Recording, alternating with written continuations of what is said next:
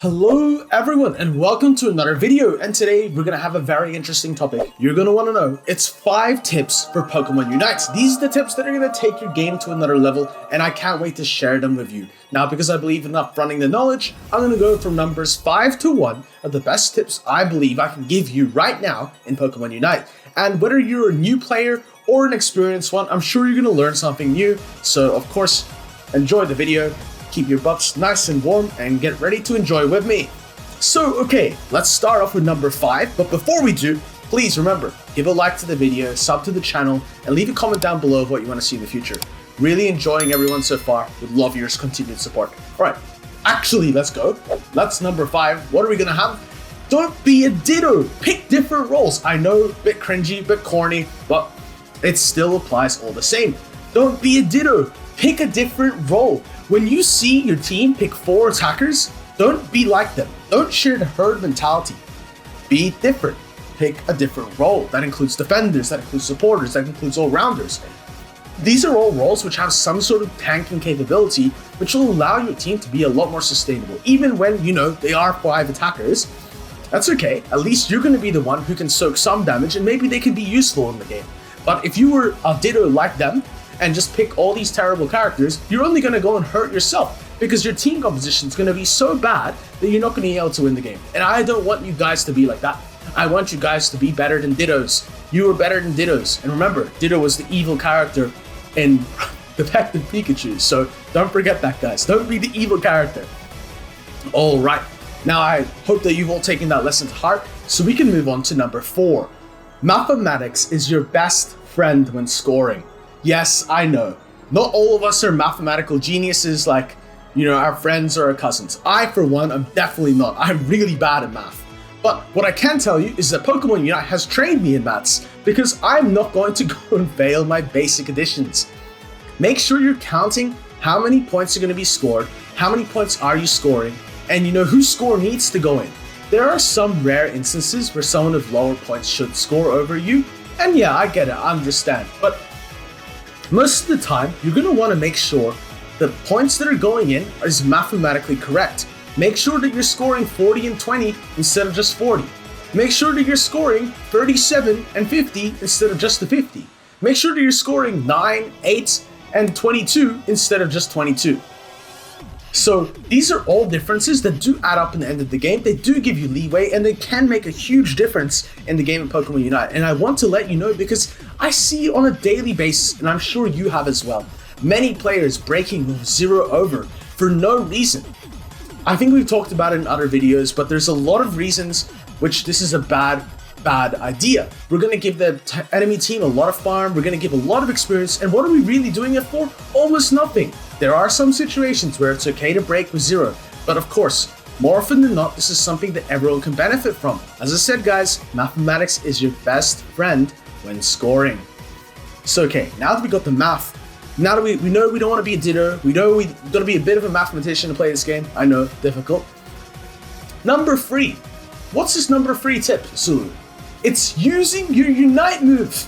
But wait, there's one more bit to it. To unite your team. I know, it sounds like a miracle. My team being united in solo queue and ranked, it's literally like something you've never heard of before. And I know, I've been there, guys. I've been there. I promise you, I've done my time in the solo queue trenches. I've been there with my team, never groups with me and never tries to do anything. Ping your Unite move. Get your Unite move in the game and start pinging it like crazy. Follow the team around, you know, and just force anything where they are, unless you are with players who literally don't want to win. And I know it happens sometimes. You have to understand. Hey, look, don't get mad at me. I've had it all the same. There are some players who just don't want to win, and that has happened. But if you want to win, more often than not, you're going to have teammates who want to win. They just need a little bit of guidance.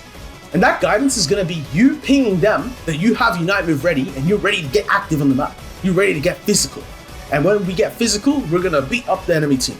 So use your Unite move to unite your team.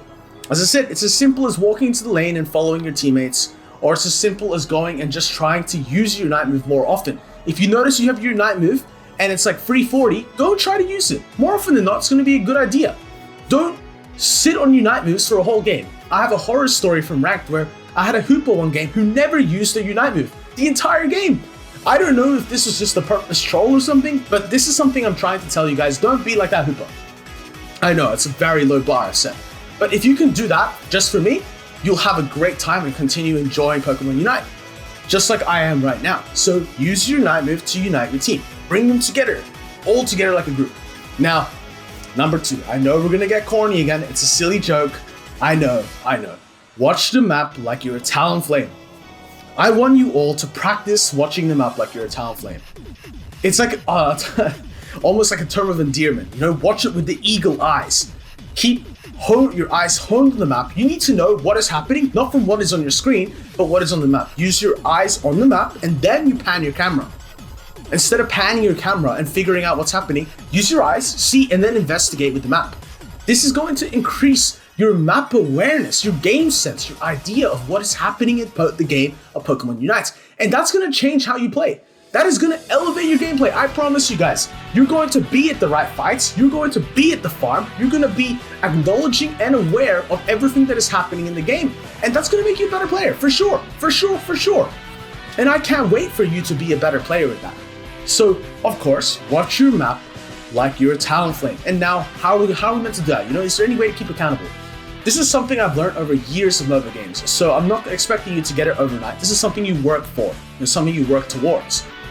And that's perfectly fine. I want you to know that as people, like, you know, you're not going to get this overnight. I know that sometimes you can say to yourself, yeah, I'm going to watch the map, but it becomes harder and harder and harder. You know, things are happening in the map and on the game and you get distracted.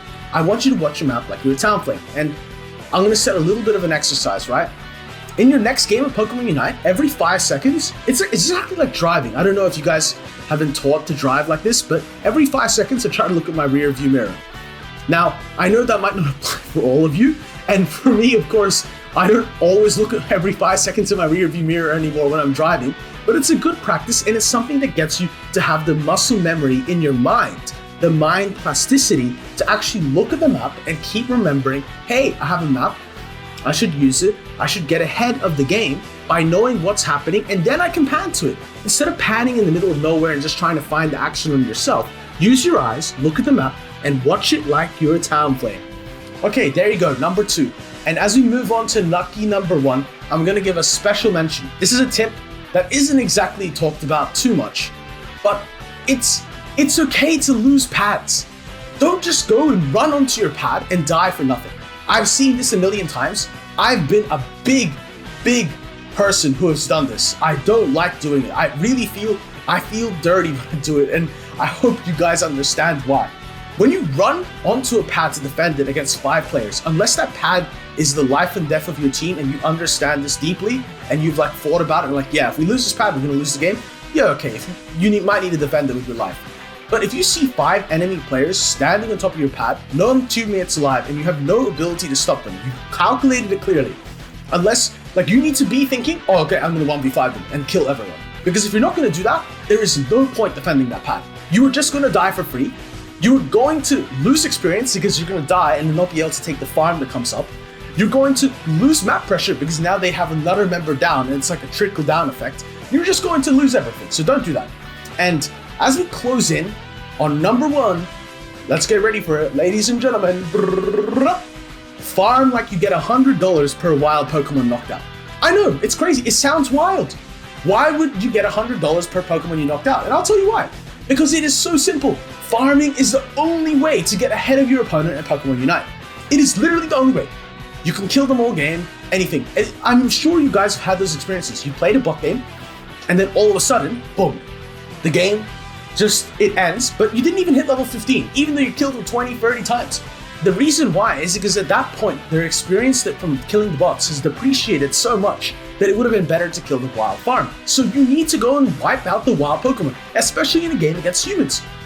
Playing against the enemy team, which is like viciously and they're planning your downfall, guys, in the game. They are trying to win. So make sure you can limit your interactions with them. Think about it, like, you know, once again, it's the same thing about using your Unite movements to unite your team. You want to farm all these dots like you're going to get $100 per time you take them down. Because when you take them down, you're going to want to take them down, you're going to look to take them down, and you're going to force the action in the game. You're going to get ahead of your opponent. Your fellow player is going to be looking at you like, wow, there's a Statue of Liberty of golds. Because every single game, you're going to be level 15 or Rayquaza. Every single game, you're going to be seeing the farm and they're going to be thinking, how do I level up like that guy? I will have a full-on in-depth guide in the future on farming, but for now, I just want you to start thinking about this idea. Farm like you get $100 per wild Pokemon knocked out. And when you start doing that, the wins will start coming in like $100 bills, raining from the sky.